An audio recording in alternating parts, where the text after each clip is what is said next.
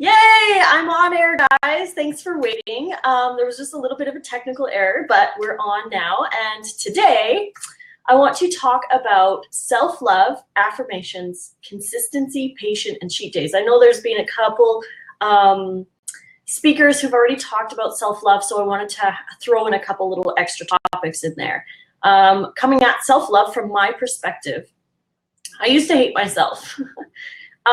And I was really uncomfortable in my body. Today, by the way, guys, I'm not wearing any makeup, no makeup whatsoever.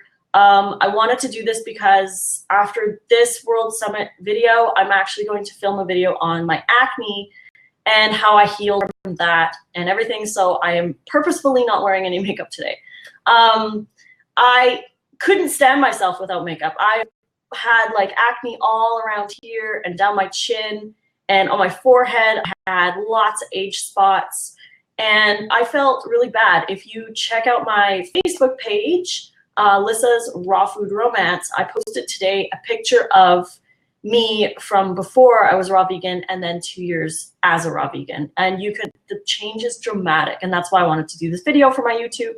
But speaking of self-love, I love myself now enough that I don't need to wear makeup. I wear makeup only because I like to wear makeup, and that's the only reason why I do. I love how it goes on my skin now, and I enjoy it, so I still do it. But I can go out without makeup. I don't hate myself the way I used to, and it only changed, like a couple things that I did to increase my self-love was probably the main thing was the food. Changing my diet made the biggest difference. When you start to put the good food into your body, you start to feel better about yourself. And it's really hard to change yourself and then change your diet, but it's easier to change your diet and then you naturally change yourself because the food kind of gives you this natural self-love, like you're in tune with the energies and all that kind of stuff. You feel so much better when you're eating proper foods. When you're eating the depressed dead foods, it makes you depressed and makes you feel like you're ancient. And it's causing a lot of problems in your body. So I found that changing my diet was the catalyst to my self-love. And it took me a really long time to get where I am today. Like I said, I felt really uncomfortable in my body. I didn't feel like myself. And it doesn't matter how many plus size models were out there telling me to love myself. Doesn't matter, I would post a picture that I didn't really like about myself and everyone would be like, you're so beautiful, blah, blah, blah. I would believe it in a way, but then in a way I didn't believe it. I didn't believe I was beautiful enough and I didn't have the self-respect that I needed to have the self-love. The respect comes when you respect yourself enough to put the proper foods in your body. You have to realize that those foods are damaging you and you need to start changing those and have that knowledge. Like you can make it like a game. You can try to see how many meals you can do raw in the day or vegan or whatever you want, however far you want to go. But you want to try to always constantly make those changes because the more changes you make, the more self-love that you're going to have. And then when you start to heal, you start to have even more self-love and you want to share it with the world. You want to share, make your YouTube channel and do all that kind of stuff because you have so much self-love and you've realized the key to happiness is changing so many things in your life. Other things that can help with the change, like, you get rid of the people in your life that are causing you stress. You get rid of maybe situations. Maybe there's a job that's super stressful. Maybe you could start working towards changing that. Or, there's other aspects of your life, but the food makes such a huge difference. It's incredible how that can change. Even changing your diet and becoming more aware of who you are changes your life. Basically, things change. People leave your life. You move. You're looking for more fulfilling things instead of just what the typical society feels or wants because they're eating those products and they're stuck in this vicious depressive cycle of stimulation and they just want to watch TV or play video games or, whatever, be stimulated with alcohol and drugs and cooked food and animal products and all of that because they're stuck in this depressive state. But once you break out of the food, then you can start to discover your true self and find that true love that you have for yourself. Respecting yourself by eating the proper foods. And this is huge coming up into the holiday season, because a lot of people are just going to say, whatever, it's Christmas or Thanksgiving or whatever, and they're just going to eat whatever they have at, grandma's house, or, family comes over and they bring dishes and casseroles and you feel obligated to eat these things. You need to practice that self-love and respect by saying no. And it's okay to say no to these people, even though you love them and even though they want to be hospitable to you by giving you these foods or providing them or whatever. You have to be respectful enough to yourself to say no to the foods that you know are hurting you or hurting the animals or whatever. You have to be able to be strong and say no and be proud of yourself. That's another thing that people seem to have such a negative aura around, is being prideful. You can be proud of your decisions. Please be proud of your decisions. If you're making a choice to prevent an animal from dying, to prevent you from aging or feeling crappy or gaining weight or having more acne or whatever health issue that you have, if you can make those choices, then you're doing so much better. And you shouldn't be pleasing other people during the holidays. It's not, I know it's really difficult, but if you can stand your ground and just say no, bring your own food so that you feel full and that you have something to eat there and something to share with them, then that'll make it a lot easier. So starting with the food, the love comes. But the other thing that I'm going to move into is the affirmations, which can help with self-love. Daily affirmations on my page. I haven't been doing them lately because I've been so bombarded with so many things right now, but I do something called a daily raw affirmation, where you tell yourself something about raw food that you want to believe. For example, I love greens, or I love whatever. You say you don't like cucumbers and you're like, I love cucumbers, I love cucumbers. You can tell yourself these things over and over and over again, because the more we tell ourselves something, the more we believe it. And we all know about the affirmations and stuff like that. So by telling ourselves every single day that you're a vegan or a raw vegan, for me, I would tell myself I'm a sober raw vegan because I became sober. So I would tell myself every single day, and eventually it becomes just everyday thing. You just tell yourself every day why you're a raw vegan. You remember the animals, you remember the environment, you remember what it's doing to your health. Remember the scientific articles that you've read or the inspirational stories you've heard. Go on YouTube and watch some videos if you need to, just so that every single day it's on the front of your mind that you are a vegan or a raw vegan, whichever one you want to go to. If you do this every morning, it really helps to solidify your beliefs. And you can make your own affirmations. You can do like whatever really, if you want to be eating more fruit in the morning, tell yourself every morning, I love fruit and I eat lots of fruit for breakfast. You can create these affirmations for yourself and then set reminders in your phone or your calendar to text you, every day at a certain time where you know that you're going to be alone or laying in bed in the morning or something, you'll get this little text and you'll be like, remember this, or have your affirmation on your text so that you read it. And every time that you read it, it'll help to solidify that. You've got the neural pathways, and we have these belief systems that have just been solidified over our entire lives. And it's really hard to break them. We just have to constantly replace those thoughts with new thoughts, new ways that we want to be. Another thing you can do is set your passwords to an affirmation. For example, I'm a raw vegan.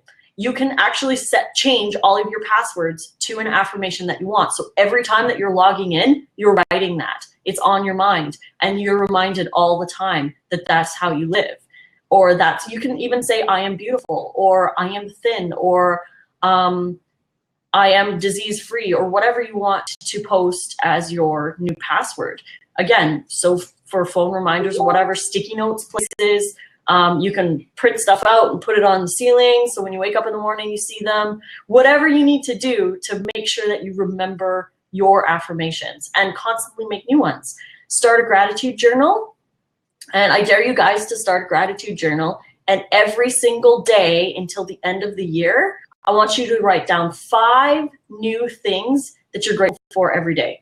So like most people, when they start a gratitude journal, they're like, oh, I'm grateful for my spouse or my significant other or my cats and my dogs, and I'm grateful for a sunny day, or whatever. They have like the main ones.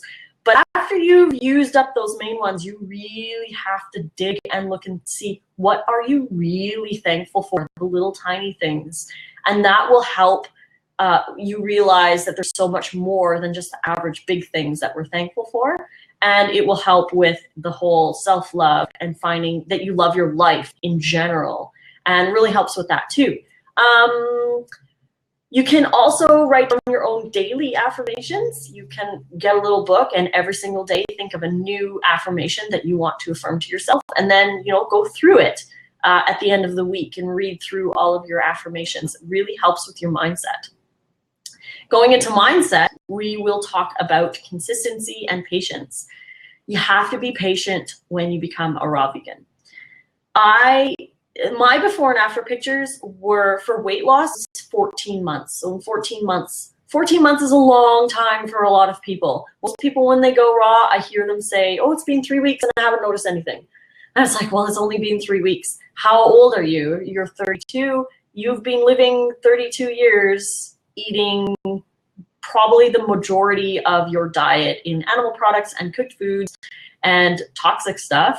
So it's not going to take 3 weeks to get better. It's not going to take 3 weeks to lose 10 pounds. I mean, for some people you can, but if you're doing it properly, you're going to lose weight slowly, and you're going to be detoxifying. A lot of people will, go through the detox. They're going to feel a little bit worse before they get better. So it really depends on your body and what you went through before, what your genetics are showing by eating a bad diet. If you're eating a bad diet and you have really severe joint pain, your genetics are showing that. So, it has to take a little bit more time for you to get there.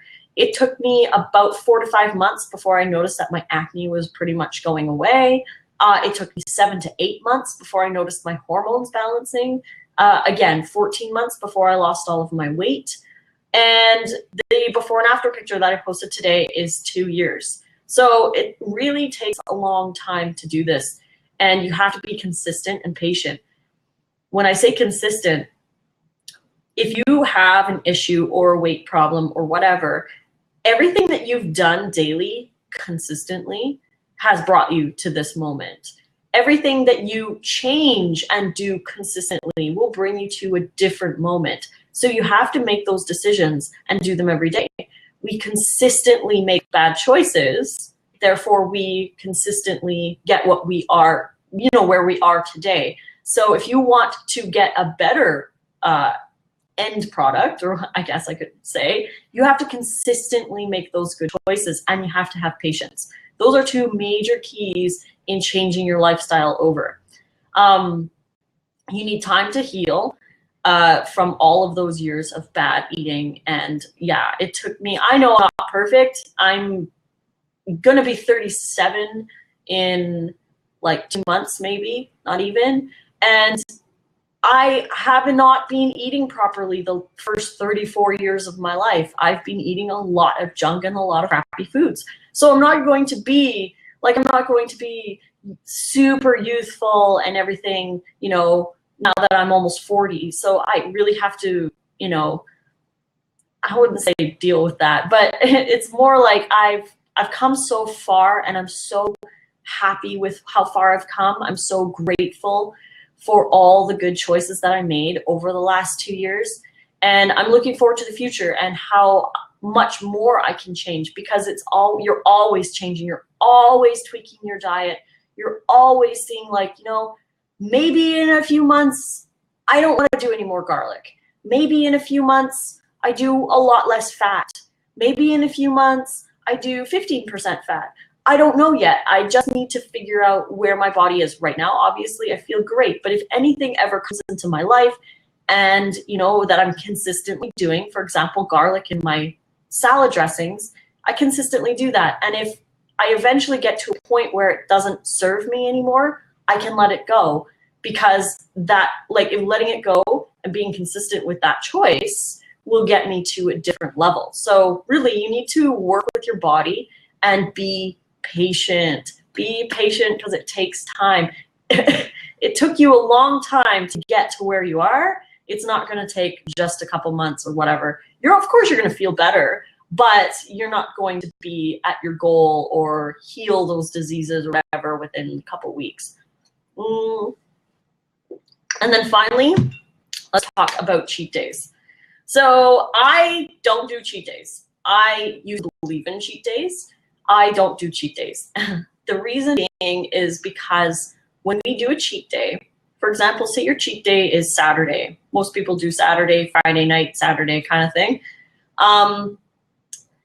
Monday rolls around and you're working out and you're eating clean and all of this, and you're like, on Saturday, I'm going to have, say, I don't know, we'll just throw something out there that I would probably do.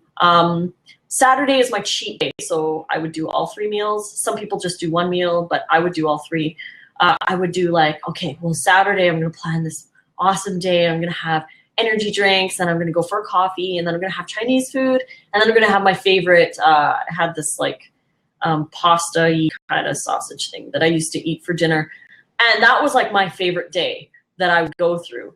And so I would be like the entire week waiting for Saturday, because I would be like, okay, if I just get through this week, I can have those things.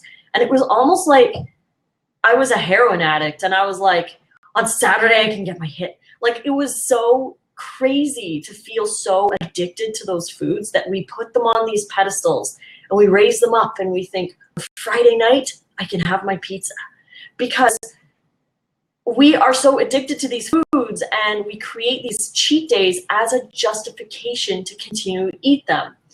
It's along the same lines as moderation, and I do tons of videos on this, but the word moderation is used completely wrong.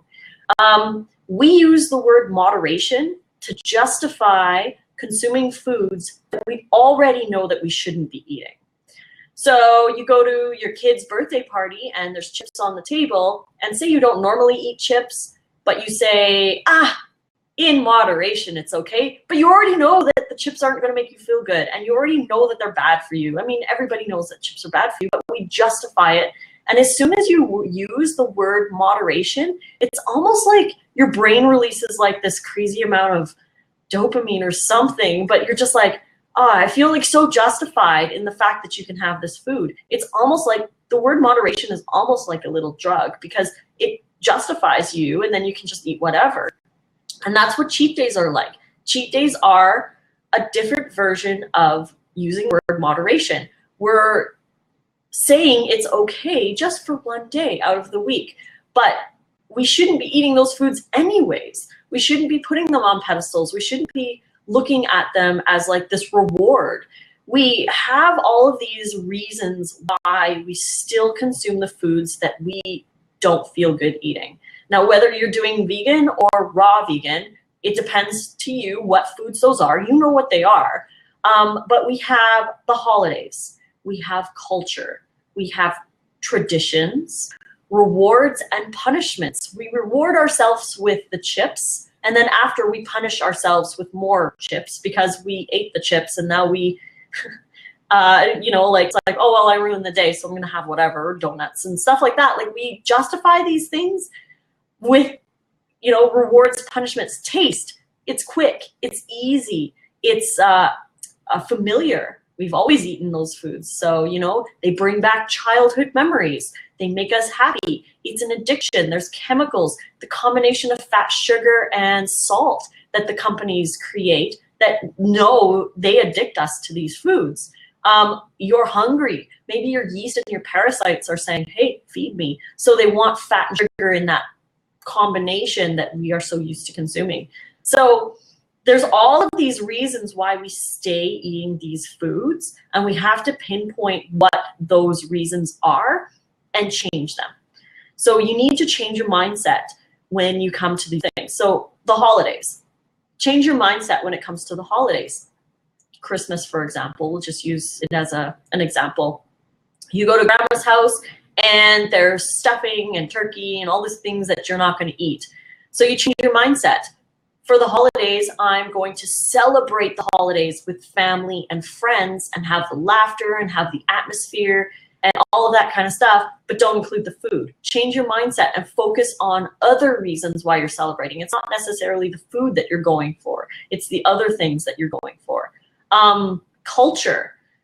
A lot of people use culture as a justification. For example, I'm of German descent. I have a little bit of Portuguese in me, some Welsh and Irish, but I would say mainly Portuguese and German. So, you know, my culture is like the German potato soup and potatoes and potatoes and potatoes.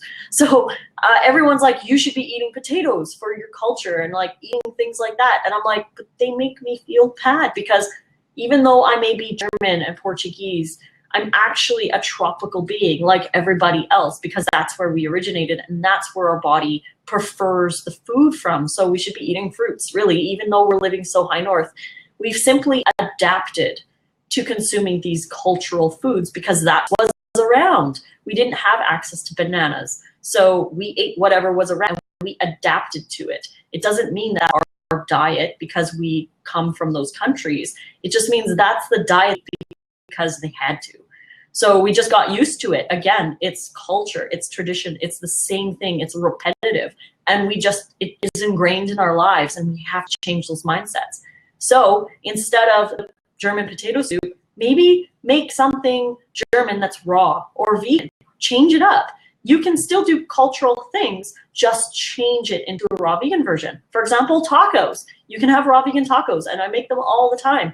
If you're Mexican and that's a thing for your family, just change it up. You can still have the cultural things in your diet, just change the way you prepare and what you eat in those.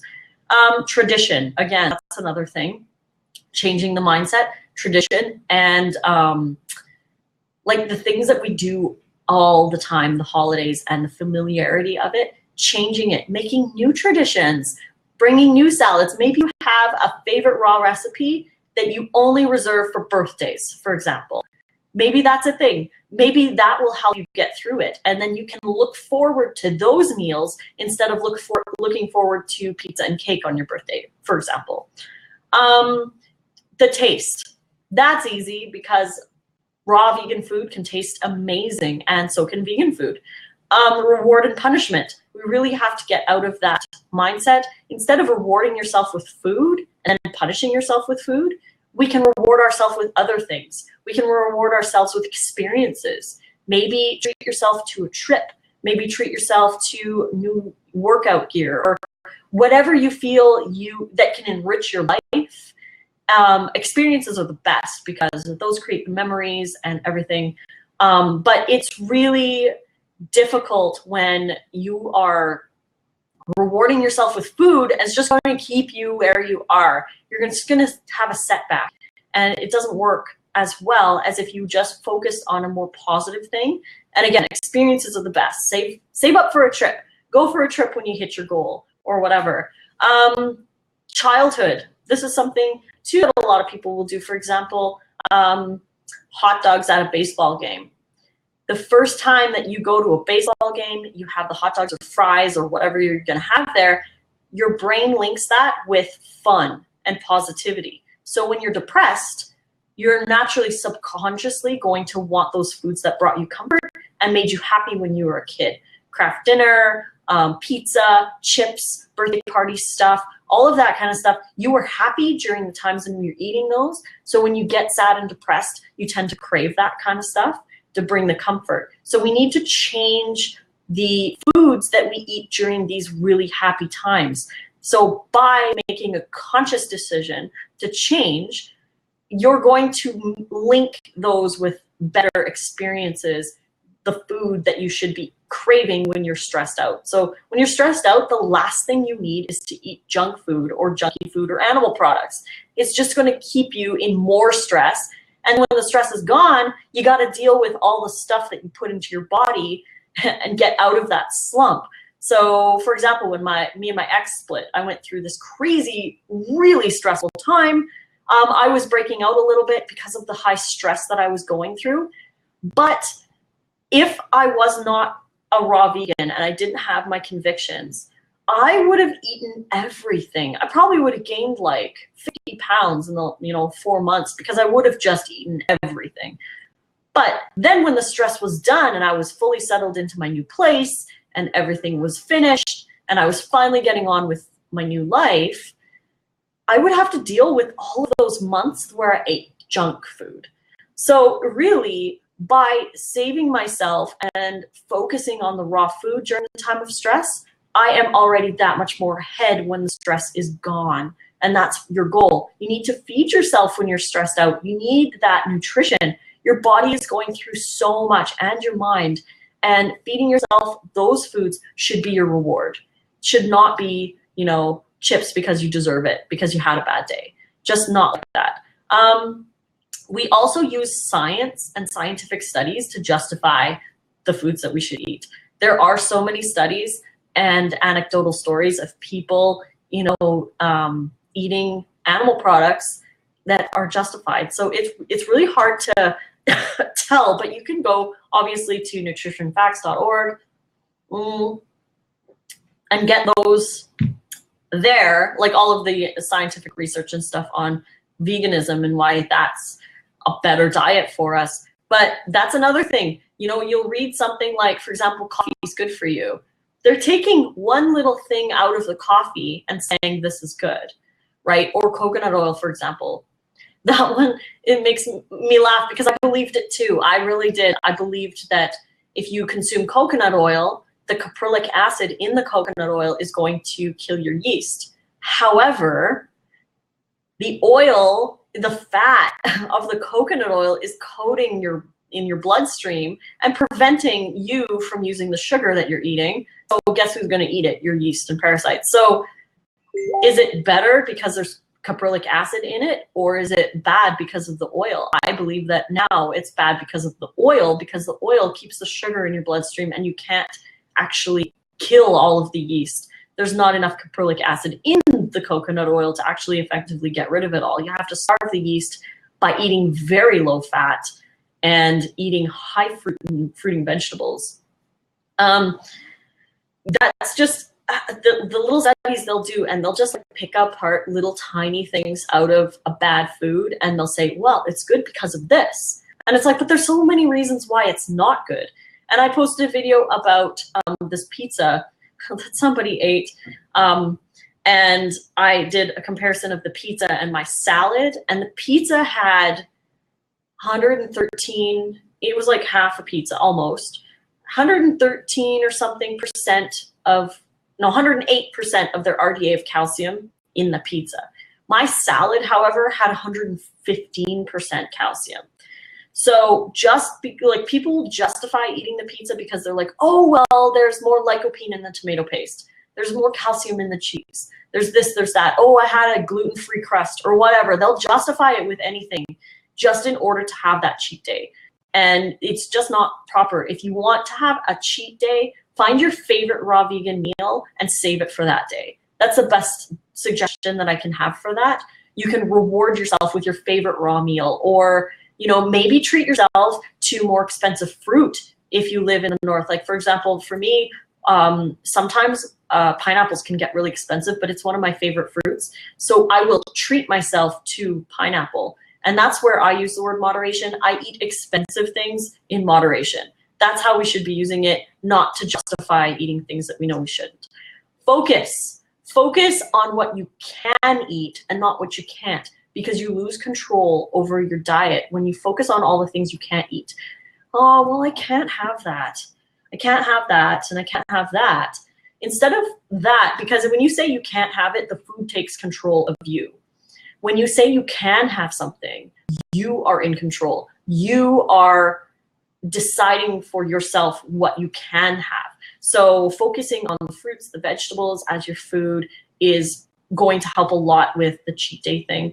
When you think on Friday, say, put, you know, your big raw vegan meal on a pedestal and go for that instead of the toxic stuff. So if you guys like my little chat, please post your questions. We have like 15, 20 minutes-ish so to answer questions. So thanks for joining me, guys. Great to be here. I wanted to talk about Chronometer because I use, I have a question in here about Chronometer. I know you use Chronometer a lot and have consistently counted calories. Do you eat more intuitively now and monitor less? Actually, I did answer this in the chat, but I want to talk a little bit about it. I do use Chronometer, but I don't actually use it daily anymore. I only really use it now to track my calories and nutrition for my YouTube videos, just so people can see the amount of nutrition that I'm actually getting. I really highly recommend using Chronometer when you first start because most people have no idea the amount of food that they need to eat. They see my salads, and I'm doing more what I eat in a day videos where you can watch me prepare my food and see the volume that I'm eating. It's a lot different than, you know, filming what I'm eating. You can see the salad bowl and you can see how much food I'm putting in there. So I am now really familiar with the amount of food that I have to eat. It's really difficult when you start.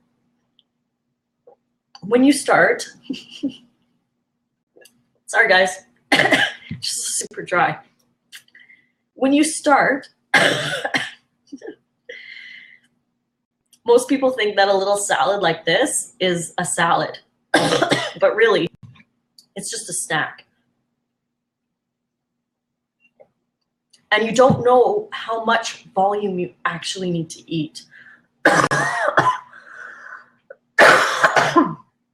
Oh my gosh, this is nuts. Okay.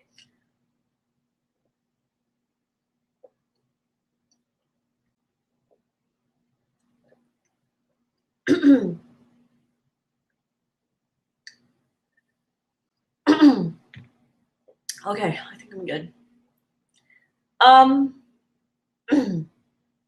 Yeah, you have to get used to knowing how much you need to eat.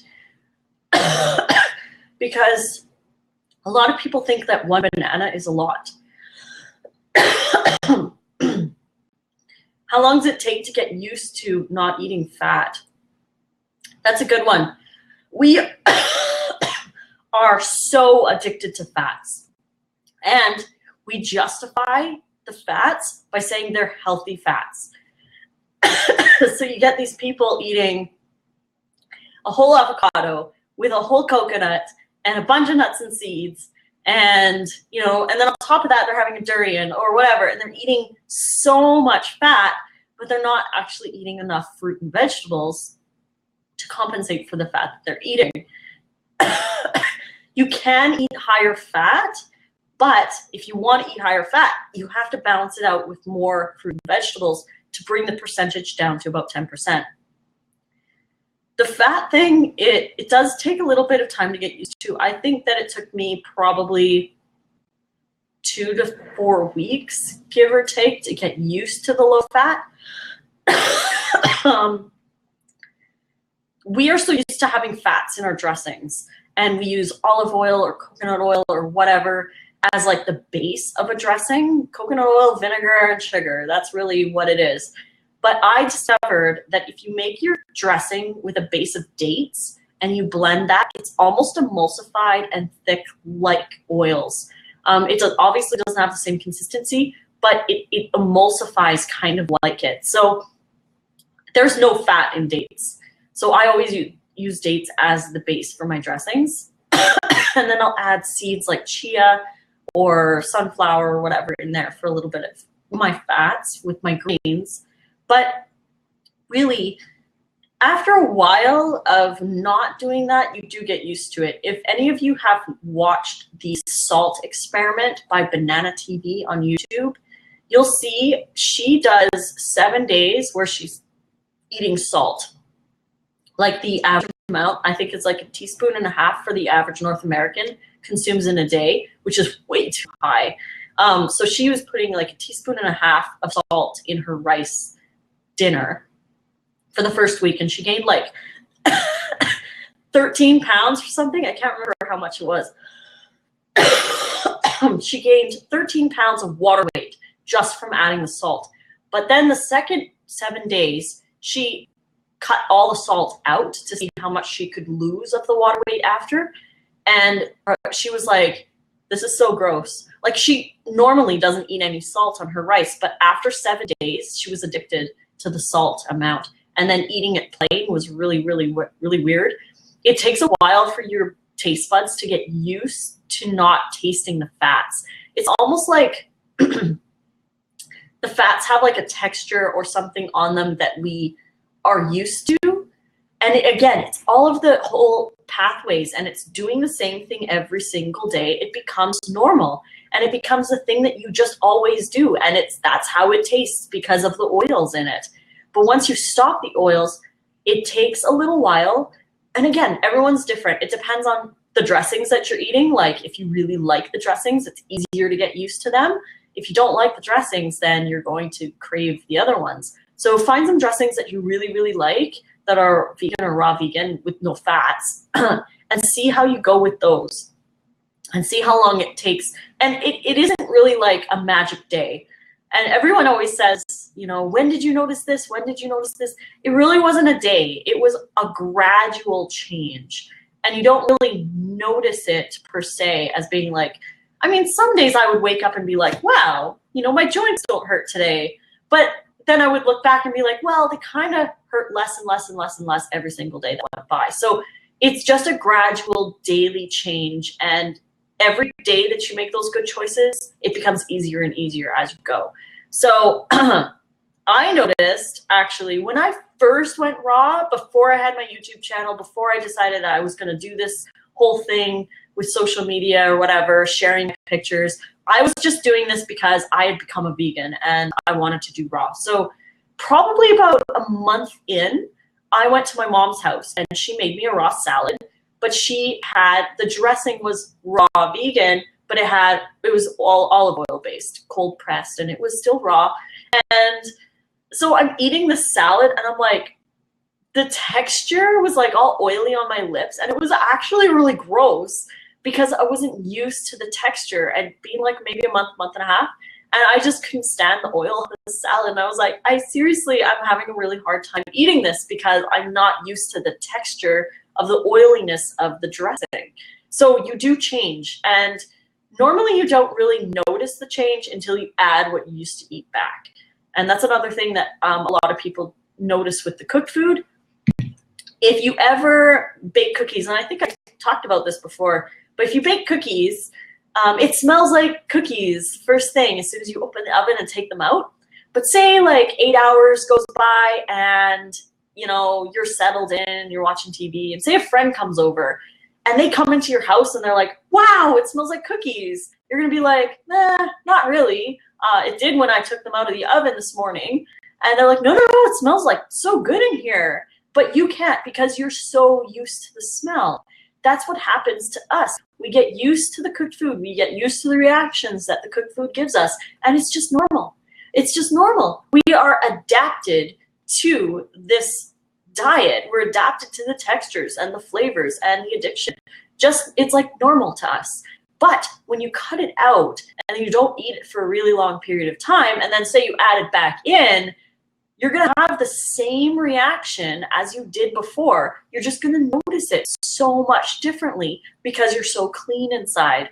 And it's not that the cooked food, like, how would I word this? When people say, I could never go raw because if I ever eat cooked food again, I'll get really sick. I tell them, you're actually getting really sick every day, every time you're eating those foods. You're just not noticing it. You're not noticing these symptoms, but you will if you cut them out and you start eating clean. You'll just notice the difference. And it's not that they're going to be even worse on you. It's that it creates those reactions, and you just notice them more when you're raw vegan or whatever you want to go. But yeah, that's it takes a little bit of time. It seems like it's the same with milk. When you get off the milk, it's so disgusting to taste again. It is. It's gross. And when you think about it, it's like, especially if you're vegan and you know all of the ethics behind it, it's kind of like you're drinking pus, and you know what else is in the milk. Like, it's not just the milk tasting gross, it's like the mental stuff that goes with it too. And you're just like, I can't even imagine drinking milk. Like, I never drank a lot of milk in the past. It was more cheese, yogurt, and like meats and stuff like that I was more addicted to. But I know there's some people who drink like cartons of milk and just like crazy drinking it. But it's it's gross. I don't know how else to say it. It's just like when you're drinking like milk. Like, I'm an adult. I wouldn't drink human breast milk even. Like, I wouldn't even do that because it's gross to me. So why would I even do it from a different species? It just doesn't make any sense. But yeah, so I hope that helps. Marissa, amazing how you describe it as an addiction and the thought process. That was my experience exactly. Even after I went vegan, my life revolved around what food I could go home and stuff myself with. Thank you so much for the focus on that. You're welcome, darling. Yeah, it's totally an addiction. Our mindset is stuck on these foods. And again, we justify them. We focus on them. And to me, I treat food now like a recovering alcoholic treats alcohol. I just don't consume it, because an alcoholic doesn't say, oh, well, it's cheat day on Friday night, so I'm going to go get drunk. They don't do that. They don't allow it in their life because they know they have a problem with it, so they just don't eat it. And you have to really wrap your mind around that and think, yes, these foods are not serving me. They are pulling me down. They are making me hate myself. Because I would eat something and I would then look in the mirror and be like, why did I eat that? You know better, blah, blah, blah. And then I would like tell myself all these negative things, and I would just believe them because I would tell them to myself every single day, instead of saying, you know, eating a raw salad and being like, I'm proud of you. You look beautiful because you ate that raw salad. Like, you have to change your mindset. And we are stuck in this broken record of bad food, and we constantly make these choices. We need to break free. Anyone else have any questions? This is the last vegan summit video that I'm doing, and I'm so grateful to the Vegan World Summit and everyone who's running it and everyone who's involved in it. This is like seriously amazing. Thank you everybody for all of your comments, and thank you. Yeah, it was really good. When I was thinking of my topic today, because I said I was going to talk on self-love, again, I know a lot of people have already talked about self-love, so I thought I'd throw in a little bit of extra things, because a lot of people like my YouTube channel because I talk a lot about the psychology of changing your mindset and focus and things like that on the raw diet that a lot don't talk about. So I'm really into the whole like mind tricks and like thinking of certain things as like, for example, bread is a couch foam cushion or whatever, like so many different things. What is your favorite raw mac and cheese recipe?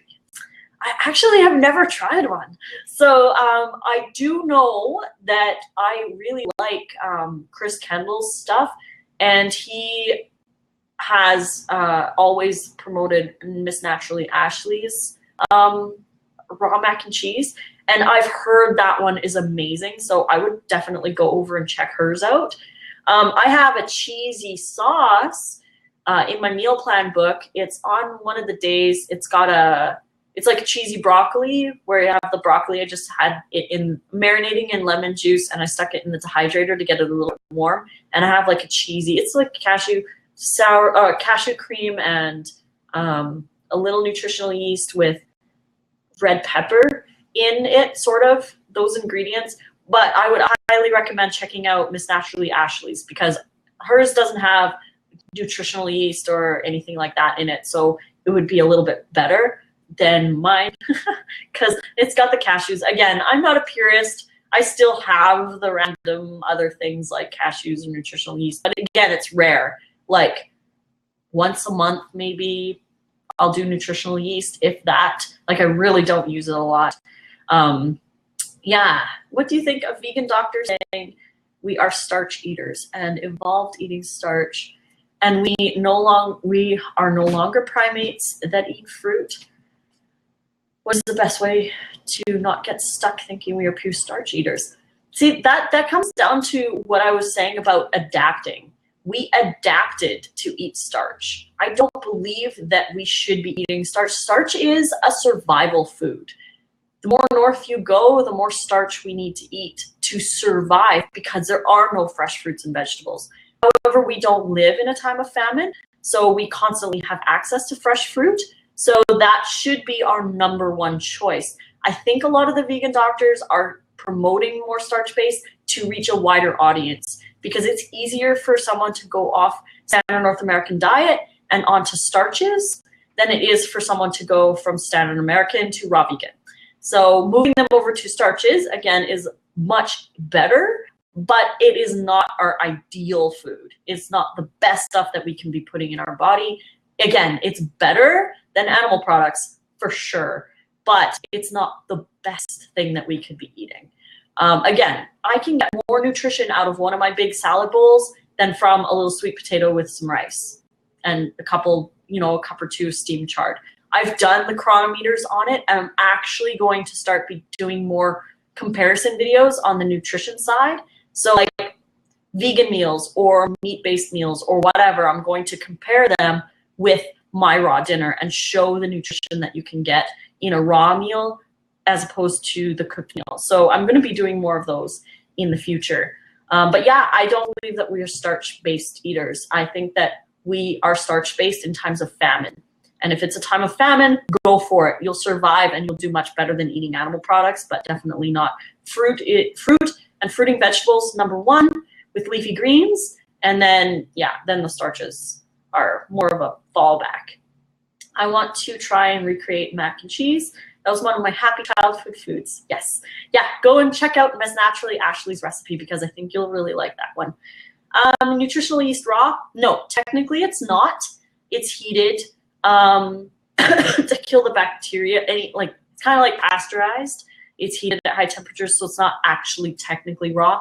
And there is some research. It's actually, I wouldn't say conflicting because there's more research saying that it is linked with MSG or that there's MSG created in the process of creating the nutritional yeast. So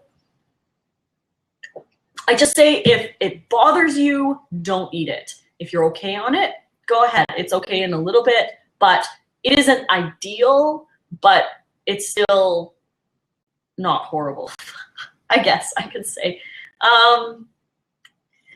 What is more dehydrating, cooked food or salt? Ooh, good question. I would have to say cooked food. I think that salt, when you're consuming high salt, it's actually retaining water. So cooked food uses water. I think the salt keeps the water in your body so that you have the water, whereas cooked food pulls the water because you need the water to help digest it. Now, I don't know exactly, but I personally would think that cooked food would be more dehydrating than salt. But again, maybe they're equal, especially cooked food with salt. No good. But yeah, I'm not sure on that one. I would have to say cooked food because especially dry food, but most cooked food comes with salt. So even then it might be a little bit of a tricky one to answer. We'd probably have to do some studies to see which one is more dehydrating. I mean, if you had salt on a cucumber, it wouldn't be as bad as having salt on, say, a baked potato, because a baked potato is only like 20% water compared to a cucumber that's like 98% water. So it really depends on where you're using the salt and how much cooked food you're eating. So yay, thank you guys so much. It's 1 o'clock now and I believe I have to go. So I love you all and it's so great to be part of this. So awesome. And thank you. Thank you, thank you.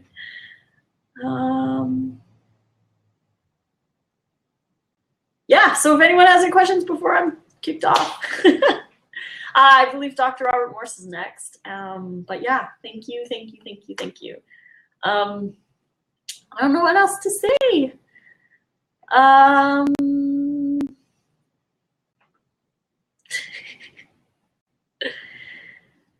Yeah, you guys should sub my channel. Oh, before we go, I guess my YouTube channel is almost at 20,000 subscribers, and when I hit 20,000 subscribers, I am going to give away a signed copy of my new winter recipe book. So keep that in mind. Share my videos around to get more interest and to get more people to follow my channel, because when I hit 20,000, one of my YouTube subscribers is going to get a copy of my signed meal plan book.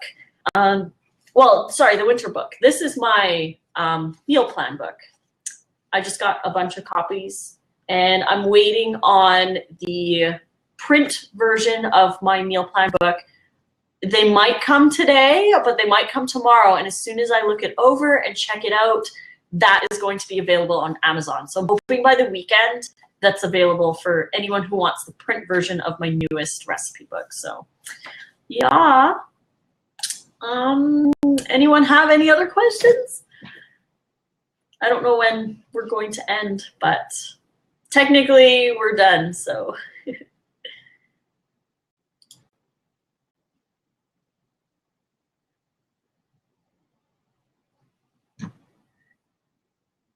My favorite fruit, huh?